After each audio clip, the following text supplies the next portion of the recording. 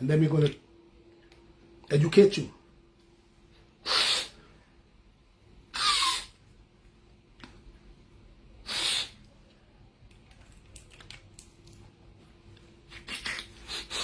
Let's keep my nasopharynx healthy. Nothing can get into my lung. Now, the first question tonight is, because I'm in my house, you know, not in the store tonight. The first question tonight is, anyone who is looking at this presentation, do you all know someone who has cancer? Or who is dying from cancer? Who died from cancer?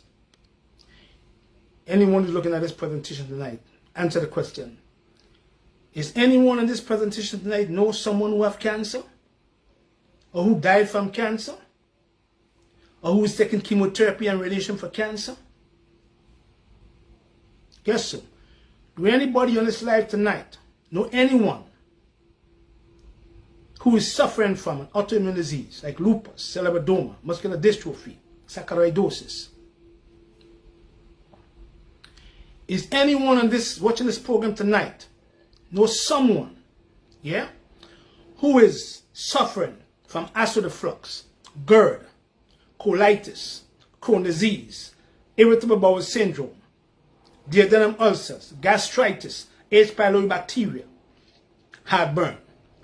Is anyone in this program tonight know someone who is suffering from these conditions? Yeah? So if you all know that, then let me ask you all this question though.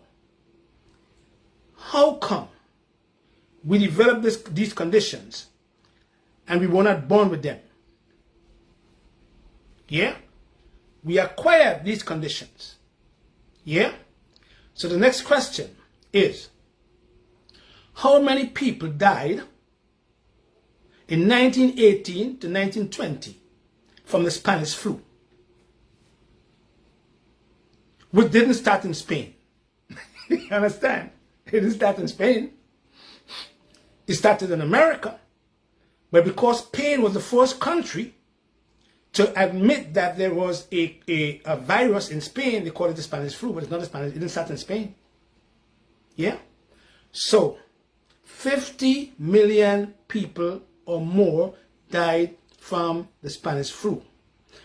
And the reason why I'm saying that, because I am warning people, we're going to have another pandemic. So you all have to get ready. You understand? It is foretold by all the prophets, from Moses to the Christ. They warned us, more pestilence is going to start to come on the earth. So we have to be careful. So I'm going to teach you how to keep that system called the digestive system well, so that when anything come in, you have enough arsenal to kill anything inside it. Number two, I feel that all children entering kindergarten should be taught about their anatomy, the body. We should not let a doctor go to medical school and come back out and say to us or tell us how our body works. I feel that every child, when they can speak and they are in a system, a school system, they should be taught about the anatomy, so that when they get older, no doctors can fool them either. So we can go straight to the screen, yeah? I'm going to teach you.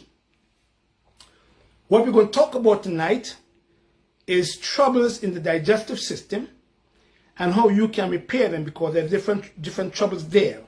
And then there are different herbs that we can use in these different parts of the digestive system, right? We're going to tell you what they are, so you can pass it on to somebody else, because this is free information. Don't look for those scammers. We're going to rotate. Rotate it, yeah? Intestines, blood, assimilation and minerals. Intestines, blood, assimilation and minerals. The small intestines make up the longest part of our digestive system. The small intestines, which is part of the earth system, in part of the lower burner, is about 21 feet long, and it divides into 3 parts. three parts are the duodenum.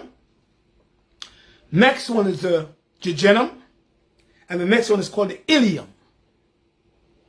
And that is where we absorb our nutrients from our food. This organ right here.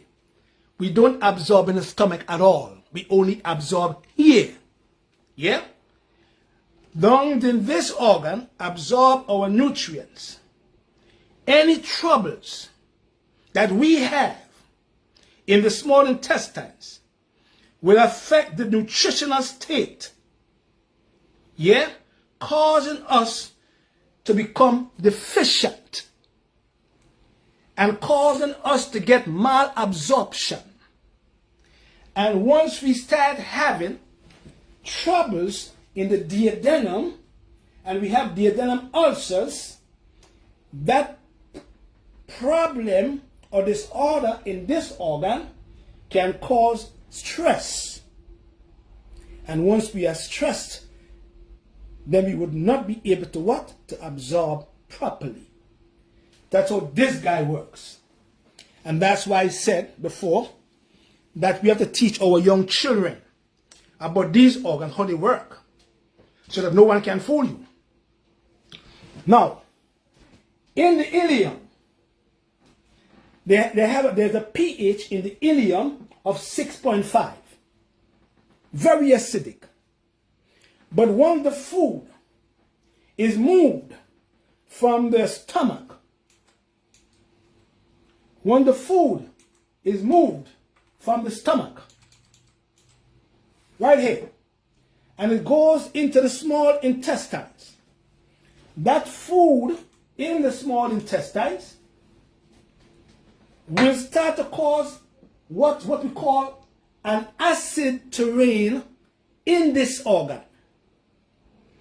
But because we have the pancreas, which is significant in digestion, the pancreas will send sodium carbonate into the ileum to change the pH in this organ called the small intestine and the ileum, so that the pH could go to 7.5 alkaline. So we don't get duodenum ulcers. We don't get SIBO.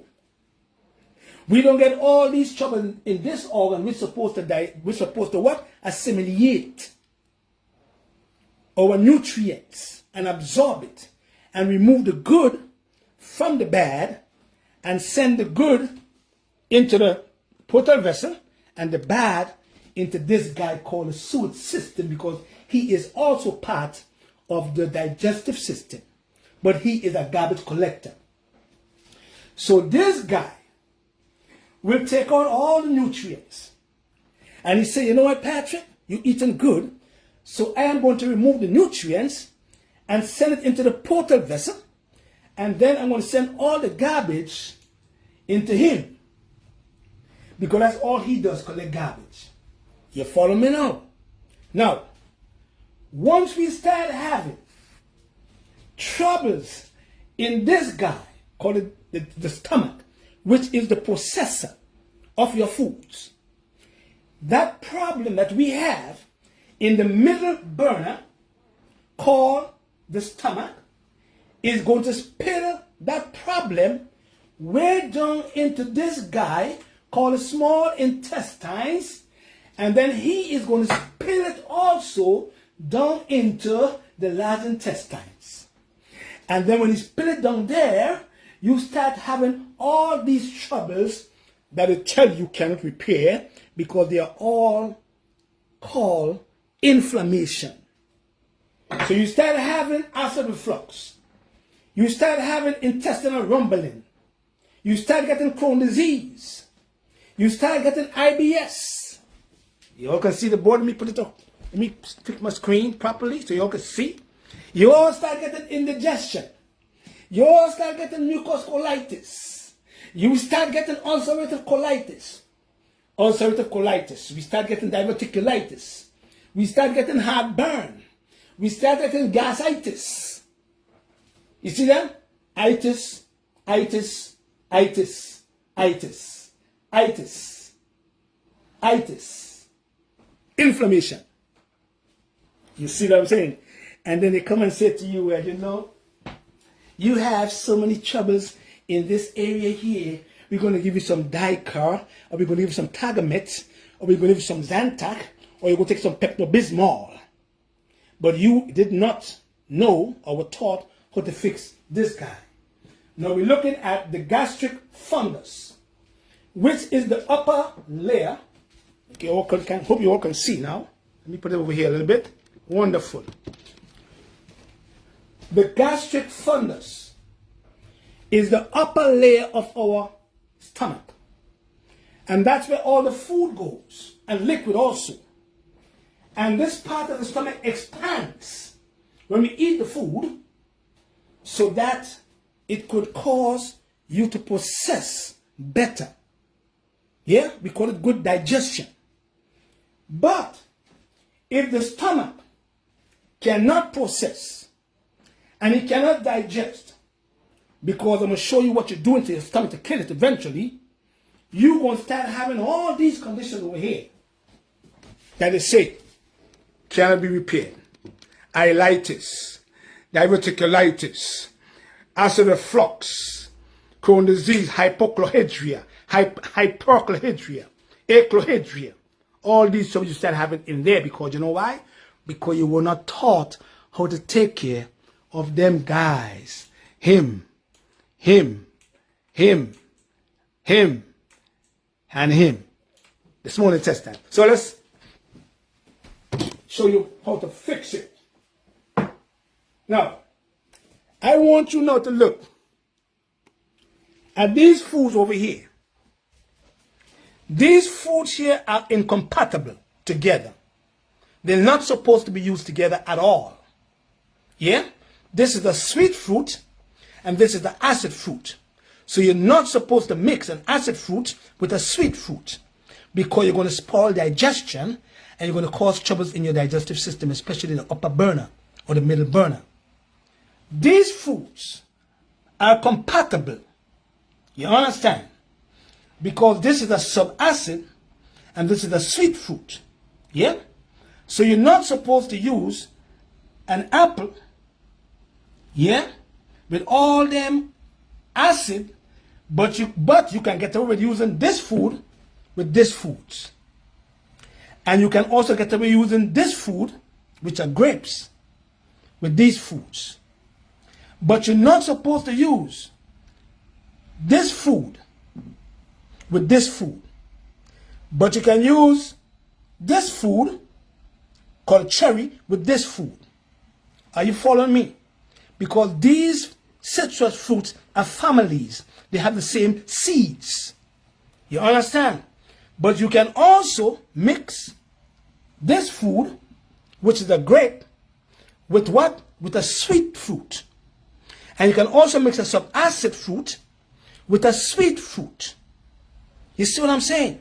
Because you're not supposed to have an incompatible way of eating. So, starches, rice, potatoes, pasta, the acid. But they also need an alkaline enzyme to break them down. Fish, beef, turkey, chicken, the what? The acids also. See?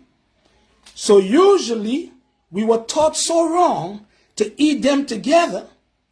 And once we eat them together, I'm going to show you what's going to happen inside your stomach eventually. And then you have to start having all these conditions I just mentioned. All right, let's go. We start with the first page. The digestive system is a factory where our foods is processed and is made available for the body to use for energy. If our foods enter an unprepared gut, I'm going to use it one, I'm going to say it one more time. If the food we eat enters an unprepared gut from rushed meals, you're rushing and you're eating, you're not chewing properly, you're cutting and swallow, you are eating and drinking at the same time, you are eating the food in an incompatible way, what's going to happen to you? You rushing your meals, look what's going to happen to you. It would never be absorbed in the small intestines. And what happened to you? You're going to start suffering from malabsorption, which can lead to discomfort and indigestion. Why? Because the eating habits or the content or the amount of what? Digestive juices or it is function of the small intestines which can give way to diseases because you were eating them the wrong way. You wasn't processing them properly. So when you don't process properly, you start having what? Discomfort, malabsorption, indigestion. Now let's look at herbs that we can use for the digestive system. We have herbs that fall in different categories. So when you come to me and you have a problem in your digestive system, I must know what it is because the different plants for different types of the digestive disorders. Digestive stimulants or bitters. What do they do, Patrick? Digestive stimulants and bitters, they increase your digestive juices and they also increase your appetite, especially when you have troubles in the pancreas, pancreatic cancer. When you have troubles in the liver cancer. When you have troubles in the colon cancer. You must use the bitters because they increase digestive juices. And they also increase your appetite. Or when you're taking chemotherapy like cisplatin, that kills the cells in your stomach. You have to use the bitters. What are they? They are gentian. G-E-N-T-I-A-N. They are what? Golden seal. G-O-L-D-E-N-S-E-A-L. They are what? Ho hong. And we said a couple of days ago that ho hong is significant for gastrointestinal troubles because it is also a bitter, but it works on the lung also. And a herb called wormwood, written in the scriptures in Revelation. So all these are plants that we can use. You can use blessed thistle also, a lot of them. But what they do is, when you have troubles in your digestive system, you have to go to the bitters because they increase digestive juices and they increase your appetite. And once you use these herbs together, you can fix any troubles in your digestive system. Let's go to the next one. Boom. Hepatics. I hope you're all marking it down because every month Facebook is not removing them videos, man. You all have to learn, you know. Hepatics. Hepatic means liver. Hepatics are herbs that tonify secretion and stimulates liver secretion. Yeah? Because it helps the liver to discharge bile into the duodenum. This guy right here. Yeah? It helps the liver to discharge its bile into the duodenum. And they are called what we call cholagogues. We mentioned that a couple nights ago. We told you that when you have gallbladder congestion, you have to use cholagogues. When you have troubles in your liver, you have to use cholagogues. If the liver is not producing bile, you have to use cholagogues. What are the cholagogues, Patrick? Yellow dog root is a cholagogue. French tree is a cholagogue. Wild yam is a cholagogue. Black root is a cholagogue. Blue flag is a cholagogue. Boldo is a cholagogue. See? So when we go into the hepatics, because you have troubles in this guy over here, you ain't treating him properly, and he's not absorbing nutrients, so he cannot send the nutrients to the hepatic flexure, or to the hepatic vein, to feed your liver, so your liver suffers. So we have to go to the hepatics, and the hepatics, they tonify secretion, and they stimulate liver secretion, and they discharge bile into the duodenum, and they cause you to go to the bathroom because the bile is dumped into the large intestines, so you have a good bowel movement. You fix your constipation. They're called cholagogues. Don't forget the word. Look at the word, cholagogues. Cholagogues are plants that we use to discharge bile, or when you have spasm in your liver or your gallbladder. Here we go again. I'm teaching you now. You have a medicine school. These are called the salagogues. And the salagogues is plants that help the saliva to produce more of your amylase, when you're eating your carbohydrates. Because the cell called saliva, is the fourth phase of our digestive process. And the herb that helps in that area is ginger. Another herb called licorice. Another herb called rhubarb root. They're what we call selagogues, meaning that they work in the saliva to help the saliva to produce more amylase. Yeah? Next one is called carminatives. Carminatives are herbs that have what we call volatile oils. And these are the herbs like the orange peel skin or the tangerine skin have volatile oils, and they also have anti-tumor activity. They shrink tumors too because they have limonene. Don't forget that. Good for cancer. So the carminatives and the carminative plants have volatile oils like limonene that relaxes the stomach walls. You follow me? So we call them carminatives. So when you have trouble with acid reflux, if you have troubles with ulcers, if you have trouble with inflammation, we use the carminatives to relax the stomach walls. That's what they do because they have volatile oils. Angelica is a carminative. Fennel seed is a carminative. Meadow sweet is an anti-acid herb, but it's also carminative. Peppermint is a carminative. Bayberry is a carminative. And oak bark or white oak bark is also a carminative.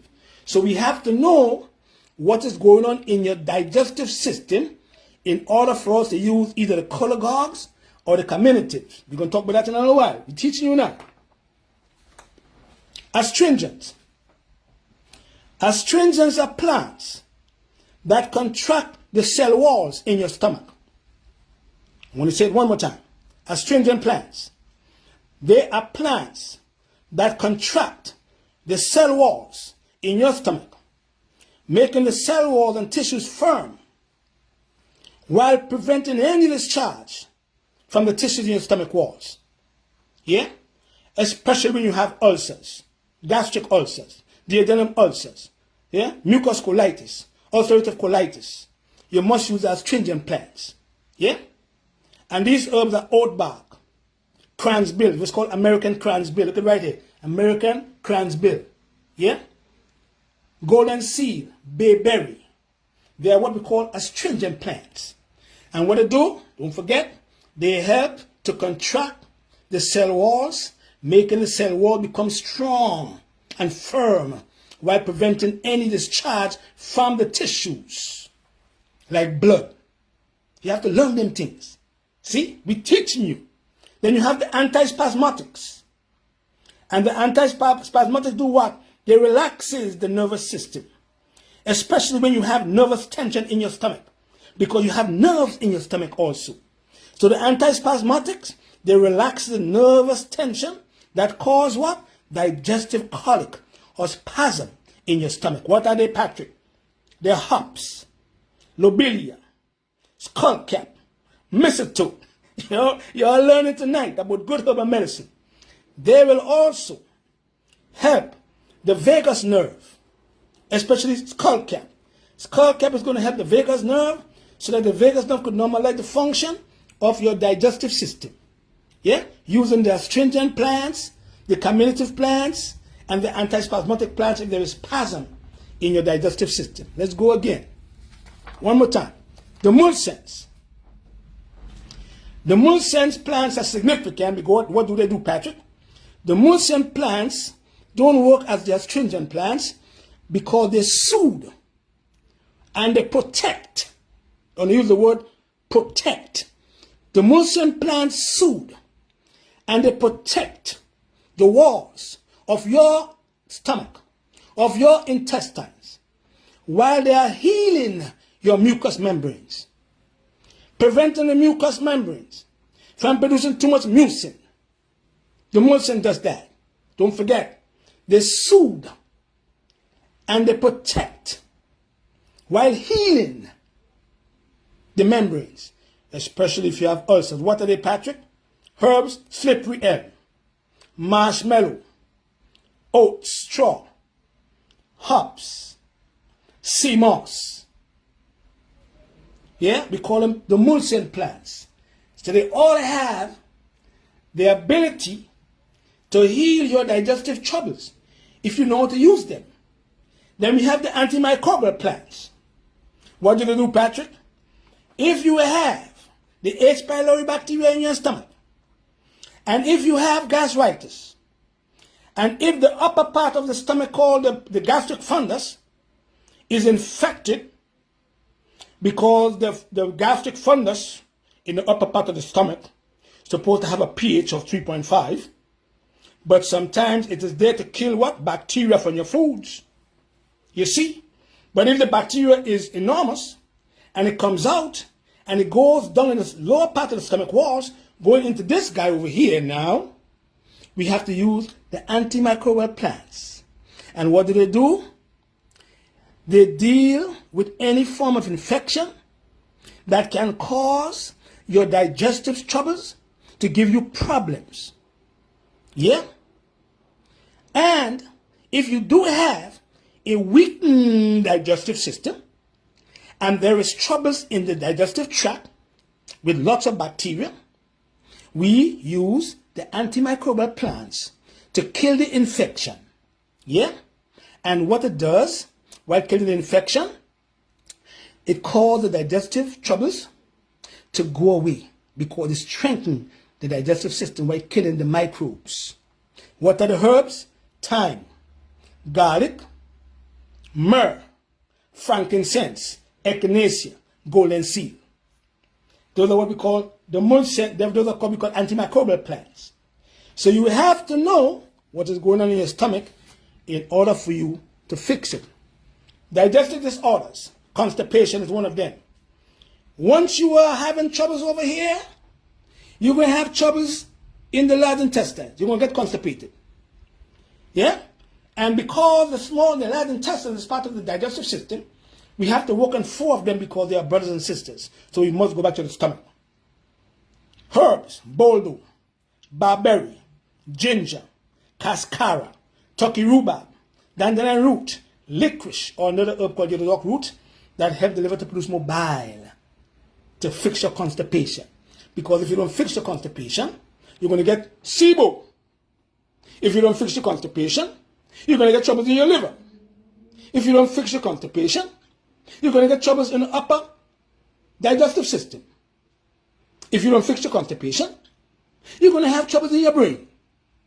If you don't fix your constipation, you're going to have an infestation of parasites in the tissues. Yeah? And you can't kill them easy. You're going to have to zap them out. Number 1. Diarrhea is another form of digestive disorders. So when you have diarrhea, it's telling us that your digestive system is causing you to do what? To move the irritation from your intestines. Herbs to cool on the diarrhea if it's more than a week. American cransbill, white oak bark, licorice, bayberry, and you can eat some white rice without any other food, and the white rice is going to cause the diarrhea to go away. I'm teaching you how to fix your stuff. Let's go again, one more time. Yeah. Gastritis. We are treating lots of people with gastritis. When you have gastritis, that is inflammation. So we know for a fact that once you have inflammation, you have irritation. That causes you to get inflammation. Golden seal, meadow sweet, marshmallow, comfrey, turmeric. If the gastric ulcers is present, then you're going to add some slippery elm, fennel seed, sea moss, and oats. I'm teaching all you guys. I'm teaching you all. So nobody can fool you all. If you have gastritis, and you have the H. pylori bacteria, yeah? And you have troubles in the gastric fundus, in the upper part of the stomach walls, and it's causing lots of bacteria, you have to go to these herbs: golden seal, meadow sweet to drop the acid, marshmallow to soothe the tissues, comfrey. Also, if you have troubles with the lining, turmeric, if there is inflammation, in the lower and upper digestive system. And if the gastric ulcer is present, yeah, if it's not bleeding, you're going to use these herbs: slippery elm, fennel seed, sea moss, and oat to soothe the ulcers. If the ulcer is bleeding, you're going to add yarrow and another herb called shepherd's purse to stop the bleeding. And then you're going to take some vitamin E to help the tissues or the blood vessels to form back with fibrins so that the ulcers can stop bleed. You have to learn these things. I'm teaching you. Herbal medicine school. Let's go again. Maybe go over here. Herbs too much. Now, small intestines. We just mentioned a while ago that the small intestines is the 21 feet organ. And it's the first organ that cleans your blood. To me.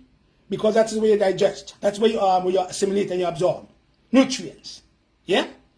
And if you don't have good trouble, if you don't have good assimilation down here, and if you don't have the duodenum working properly, and if you have too much acid in the ileum, you're going to get duodenum ulcers. And then they're going to give you all these drugs. And then you're going to get pancreatic cancer. Or you're going to leak down into the large intestines. I'm going to give you what? Colon troubles too. All down here. You're going to leak right down here. Then you're going to get Crohn's disease. You're going to get diverticulitis. You're going to get IBS, irritable bowel syndrome. Irritable bowel syndrome. Inflammation. You're going to get mucus colitis. You're going to get ulcerative colitis because they all stem from the middle burner and part of the lower burner. Meaning that the pancreas, the stomach, the small intestines, and it leads all the way to this guy. And if you don't clean him up properly, you are going to get what? Sigmoid carcinoma, cancer in the sigmoid colon.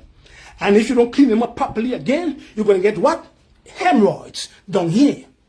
Yeah? Bad circulation in the rectum. And if you don't clean him up again, and you're getting all these polyps inside here, you're going to get what? Colorectal cancer. And you're still going to clean him up. Yeah? And you have him making all the waste matter stick out here in the ascending colon, you're going to get what? Appendicitis. Yeah? And if you don't clean him up again, you're going to have lots of worms sitting in the cecum because the food is sitting down here for too long. And once the worms sit in the cecum, it's going to give you cancer in the ascending colon. And if you don't fix it, and all the waste matter go to this guy right here, the hepatic flexure, he's going to send the waste matter to your gallbladder. He's going to send the waste matter to your heart. He's going to send the waste matter to your what? To your liver. And your liver become overloaded with toxins. And then all the parasites start moving and getting into the tissues. And then it become more difficult to kill the parasites now because they are in your tissues. And they move in the tissues and cause you to get pancreatic cancer. And all these different conditions they say can't fix duodenum ulcers. Yeah? Sludge in the gallbladder. Gallbladder stones. Yeah? You understand? Yeah? And then you got to go now and you get a zapper to zap out all the parasites that may lay inside right here because the herb don't get them when they're in the tissues. And that's what a lot of herbals don't teach you. You have to zap them out. Right. So when you have duodenum ulcers, you got to use sea moss. You got to use golden seal, astringent. You got to use licorice. You got to use marshmallow to soothe the ulcers. And you have to use echinacea. Why echinacea? Because you must increase the function of the CD4 and your CD8 cells. You understand? And you fix your duodenum ulcers. Large intestines, colitis, mucus colitis, Crohn's disease, diverticulitis, bigarigamus, bloated feeling, gas, belching, farting. Yeah? Because why? Because all the troubles is stemming from them guys right here, man. They stem from him. They stem from the middle burner. You see? So once you ain't taking care of the middle burner, right here, you start having all these troubles, intestinal rumbling. So hold on, Patrick. So hold on now. So hold on, Patrick. So hold on. So how come I having troubles here and the troubles reaching all the way in my intestines? You know why? Because you are not processing properly here, because you are eating the foods in an incompatible way. You follow me? And the food, when it is incompatible, it causes fermentation down here of the carbohydrates, and then it causes putrefaction down here, down here of the proteins. You see what I'm saying? But it all starts from down here, man, right there it starts. Because he is the middle burner. And he's the middle burner. And then the pancreas is part of the middle burner. And then the small and large intestine is the lower burner. But the small intestines and the large intestines depend on him to process properly. But because we were taught so wrong to eat the foods in an incompatible way, morning, afternoon, and evening, we put as load on the digestive system. We eating and we rushing. We eating and we talking. We eating and go lay down and sleep. We eating and drinking at the same time. Yeah? And all the foods is being so compact in this little guy right here, which is like a fist now. But the fundus expands. And it pushes up in the esophagus and causes you to get what? A hiatal hernia. Because he is full of garbage. It ain't going nowhere. So he push up. And they call it a hiatal hernia because it shortens your esophagus and give you troubles there long term. Okay, let's go again. So when you have colitis, you have mucus colitis, you have duodenum ulcers, you have Crohn's disease, you have all these items that say can't fix because of inflammation, you have to go to agrimony, you have to use another herb called wild yam, you have to use another herb called catnip, you have to use another herb called sarsaparilla, because sarsaparilla gets rid of endotoxins in your gut, and you have to use turmeric, because it's anti-inflammatories. You can use yarrow if there's bleeding, you can use shepherd's pulse if there is bleeding, you can use gentian if it's going back into your pancreas, causing your sugar to go high. There's a lot of them you can use. And that's why we give you these programs, so then you can understand how to repair your conditions. Diverticulitis, Crohn's disease, mucus colitis, irritable bowel syndrome, SIBO, small intestine bacterial overgrowth. All of them need the same herbs I just mentioned. But if you have troubles in this guy and it affects the liver, yeah, liver overload, and you get like you say, you get gallbladder troubles, you have bilirubin flowing around, can't go nowhere, you get jaundice, because jaundice is not a disease, but it is a symptom of a disease. Here are the herbs, mark them down so you could teach somebody else. Here are the herbs you can use for jaundice: bayberry, blackroot, golden seal, barberry. So it's barberry and bayberry, because barberry is called mountain grape. These are the herbs you can use if you have jaundice. You understand? Because, and you can use wild yam if the gallbladder is spasming, to help the gallbladder to stop spasm, and your jaundice will go away. You don't have to go and put a stent in your bile duct. We don't do that unless you have cancer. Gallbladder inflammation. If you have troubles in your gallbladder, and your gallbladder is inflamed, and you have gallstones, and you have sludge in your gallbladder, and you think you could get bile duct cancer, which is difficult to repair, because it goes to your liver, these are the herbs you can use: fringe tree, wild yam, mountain grape, it's called Oregon grapefruit, wahoo, and dandelion root. If you think you have gallbladder inflammation, or you have gallstones, or you have spasm of the gallbladder, these are the herbs you can use. Mark them down, because Facebook taking out all them videos in 1 month. And then you have to leave Facebook eventually. You have to go to Patreon. You understand? All right? Now, let's go to people who have hypochlorhydria, too much acid. So when you come to me as a herbalist, and you say, Mr. Dells, I have acid reflux. I say, how old are you? I am 40 years of age. Or I'm 35 years of age. I say, okay, you have hypochlorhydria, not hypo. So I have to give you cooling bitters. Don't forget the word, mark it down. When you hyper, we give you cooling bitters with warming bitters. What do cooling bitters do? They drop acid. What do warming bitters do? They normalize acid. Don't forget, I'm going to tell you again. Cooling bitters drop acid. Warming bitters normalize acid or bring it back up. So when you come to me and you're under 50, I give you what? Mellow sweet and acid. Drop the acid.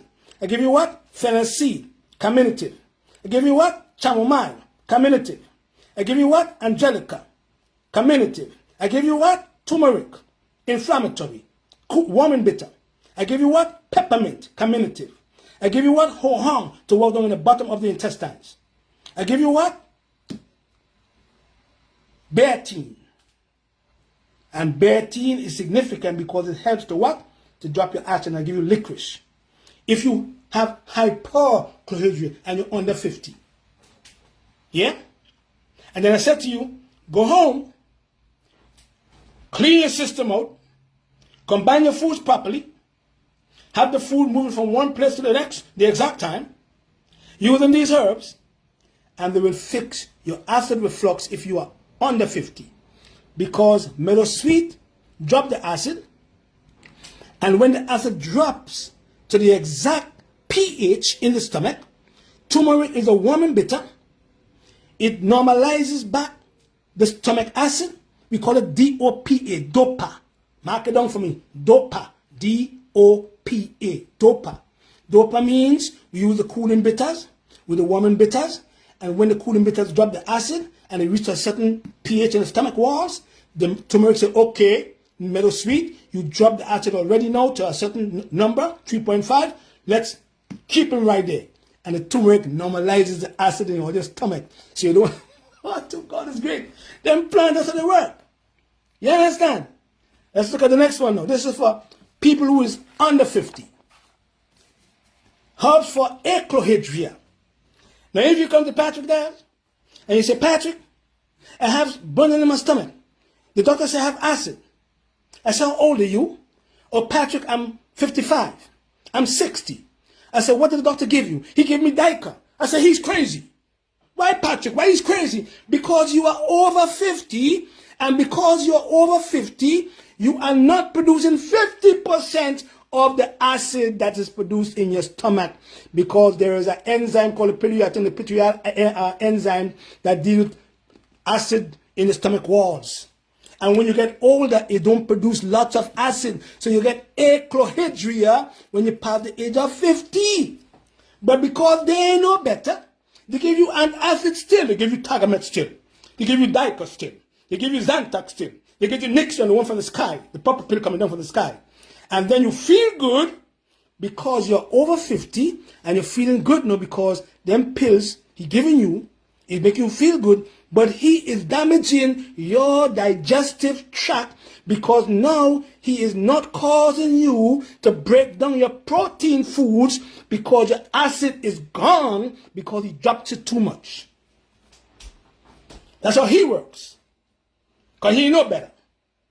But once you're over 50 and you're getting the same exact symptom like the person under 50, we know for a fact the body is right and the body says, that enzyme in the stomach, that cell in the stomach say, hey, you're over 50, man. Not too much acid, I'm going to dump some more. So he dumps lots of it. So you feel you have too much acid when you're over 50. But you have little acid because you have achlorhydria.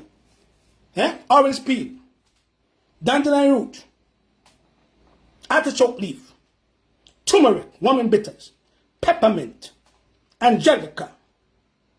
What do they do, Patrick does? What these herbs do for the person who don't have acid in the stomach and they're over 50. Yeah? So if you're under 50, these herbs are contraindicated. And if you're over 50, these herbs are contraindicated. You can use them. If you're over 50. If you're over 50, you can use these. If you're under 50, you can. If you're under 50, you can't use these plants either. Some of them might work with these herbs over here, but you can't use lots of them. Because why? Because they're going to be used for people who have aclohydria. What do they do, Patrick? They stimulate digestion, absorption, and elimination. By doing what, Patrick? By increasing the production of gastric hydrochloric acid, as well as what? Liver, pancreas, and small intestines, juices, and enzymes. That's what they do when you're over 50. So when you're over 50, I give you this. And what they start doing, they start to stimulate digestion, absorption, elimination, and they increase the production of your gastric hydrochloric acid because you're over 50. You need that. As well as what? As your liver, your pancreas, your small intestine, juices, and enzymes. When bioproduction is stimulated by these herbs, they enable fat metabolism, you don't get a fatty liver, helping constipation while treating gas, belching, malabsorption, indigestion, bloating, while preventing what? Arthritis, IBS, eczema, and autoimmune diseases like lupus. Oh my goodness. Oh boy. You follow? Yeah? Are you following me, Jade? I tell you what. Yeah? That's what the herbs for aclohydria do. But because lots of these herbalists don't know better, they don't teach you all these things. They don't teach you all that this organ right here, this organ right here, this guy, or you go right over here, this guy right here, they don't teach you. When you eat the foods that is processed, or this food is cooked, and this food gets into this guy right here, huh? What do they do, Patrick does? Once you have an incompatible way of eating your foods, when your foods are processed and the foods are cooked, the elements composing these foods have become devitalized. Am I lying, nurses and doctors? I'm going to use the word devitalize. They have no nutrients because they cook. Yeah? This applies to all foods. Even though they create an acid reaction in the body. Starting right here, in the stomach walls. Let me teach you something again. When you eat a starch food with a protein food, the concentrated protein that you eat, meat, fish, eggs, turkey, dairy products, they belong to the acid category because the pancreas produces an acid enzyme called protease to break down all the protein we just mentioned a while ago. Am I lying, nurses and doctors? Am I lying? When the starches and the grains and the sugars, they are called, what you call in the medical system, they call them, or dietitians call them carbohydrates. When they are eaten during the same meal as the fish and the chicken, yeah, the protein have to digest in this guy, but the starches do not digest in this guy. Am I lying, nurses and doctors? So what happens to the protein? When the protein and the starches get into this guy, in the upper gastric fungus, the starches will stay because the acid in the stomach kills the amylase, which is the enzyme that breaks down starches alkaline enzyme. But because the starch stays in here and can't move, because he is being stopped by the protein foods that you eat on a regular basis, which are starches, the acid kills the amylase that breaks down your carbohydrates in this guy called the stomach. Am I lying, and doctors? So the carbohydrate has to move, and he runs into who? Into this guy. All carbohydrates, pastas, macaroni and cheese, rice, potatoes. They run from the stomach because they do not digest in your stomach. They run and they come inside this guy, the small intestines. And then your small intestines and your pancreas produces a little bit more of the enzyme that break down your carbohydrates in your saliva. So all carbohydrates finishes the digestive process down here in the small intestines. Yeah? Let's go back again. Getting top of the... Right, now, when you eat macaroni and cheese, potatoes, rice, yam, tanian, dasheen, yeah? And you eat them with a fish, a piece of turkey, a piece of pork, a piece of beef.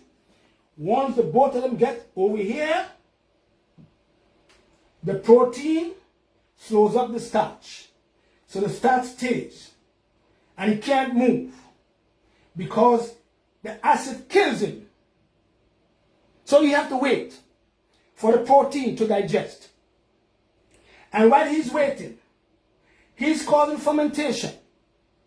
And once he starts fermenting and the protein digests, then the starch moves and it comes over here.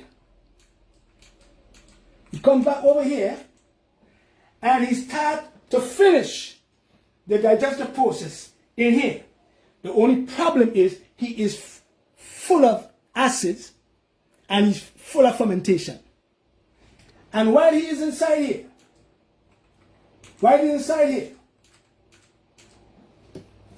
the protein is still here. He can't move yet because he is so idle. You know, in the small intestines. The protein says, oh my goodness, I can't move. But the protein have the protease, yeah, that have a backup called pectin that resists the acid, so the protein digests right here. Am I lying, to the doctors? When the protein finishes digest, he moves. And when he gets into this guy, right over here, when you get to him, fermentation, putrefaction in this guy, protein. And then what happens to you now? All the acid that come from the starches that you saw being eaten for 20, 30 years, they start to eat up the lining of the walls of your intestines, and they call it what? Crohn's disease. Because it starts affecting your immune system, because 80% of your immune system is in your gut. Yeah? It make you become, you get the autoimmune disease. Yeah? And you come and you start eating up again. Because you change the pH, putrefaction, ketol, formaldehyde.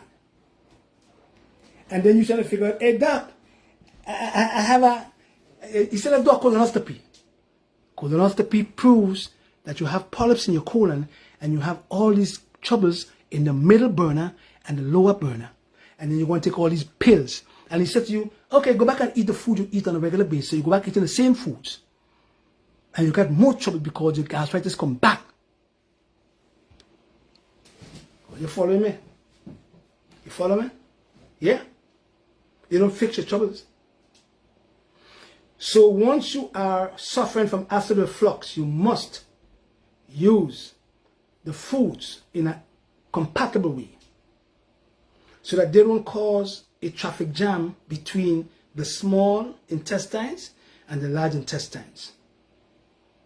And then you're going to take your herbs 5 minutes before your meals, and you eat the foods together. You don't eat and drink at the same time. You don't eat and rush. You don't eat too much hot foods. You don't eat too much cold foods. Yeah? Because it can cause irritation of the digestive system. Yeah? You don't eat and talk. You don't eat and go lay down and sleep. Yeah? And then when you do these things, you're going to see definitely how your digestive system start to come back in sync. And you fix your digestive troubles. Because let me tell you something.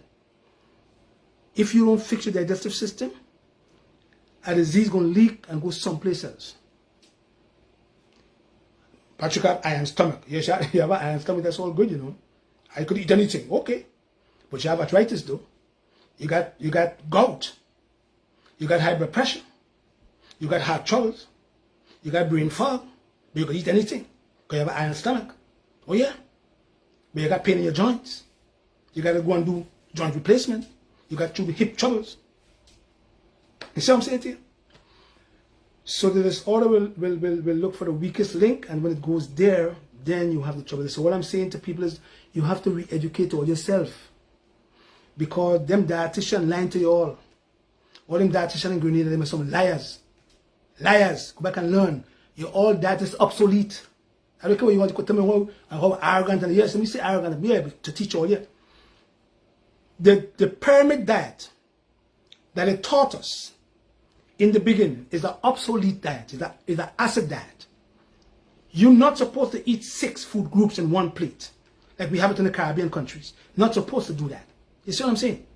Because they are incompatible. You see what I'm saying? So you send conflicting signals to your enzymes. And then the enzymes say, yo, Patrick, I'm confused, like in Babel. What am I going to digest first? I don't know, because I'm eating incompatible. So it's okay. You see what I'm saying? Because they taught us so wrong. So if that diet was so sound and proper, that them so-called dietitian teach you all on a regular basis, how come the hospital full of people like them? Answer me that question. How come the hospital is full of people like them who eat in a pyramid diet? 6 food group in one plate. How come? They have high blood pressure. They're getting cancer. They're getting colon troubles. They're getting all these troubles in the heart. They're having troubles in the pancreas. They're getting pancreatitis. They're getting liver stagnation. They're getting troubles in the eyes. They can't see fine prints. You see what I'm saying? And that diet's supposed to be so good for us. So how come the people who've been eating like that for 20 years, how come the hospital full, the sick care building full of them? And how come I don't eat that way and they don't see me? Because I learn. I learn not to enter the sick care building unless I get shot or get shot or get into an accident. Trauma. Because I wasn't there from trauma. A couple of years ago when I got an accident. So that's the only time they will see me. Thank God. So I'm trying to teach people to prevent your kidney from getting kidney troubles. Because we just had a young brother from Grenada again going on dialysis. You're crazy, man. Dialysis again. Young people in the black community going on dialysis. Because you're eating wrong. You see? Because anything you put into this mouth and it go down right here in this esophagus, it must go through your liver. It must go through your kidney for detoxification because they are filters of the blood. See what I'm saying? So if you don't take care of this guy, and if you don't take care of this guy, him, you're going to spill some disease someplace else, in your kidney, in your heart, in your liver, and then they will come and tell you, oh, it is all about genetics. Tomorrow night, if God give us health and strength, we're hoping to have Dr. Daigo Humphrey, who's a cardiologist, my nephew. I'm hoping to have him on the live tomorrow night because we talk about heart troubles. We're going to talk about heart disease.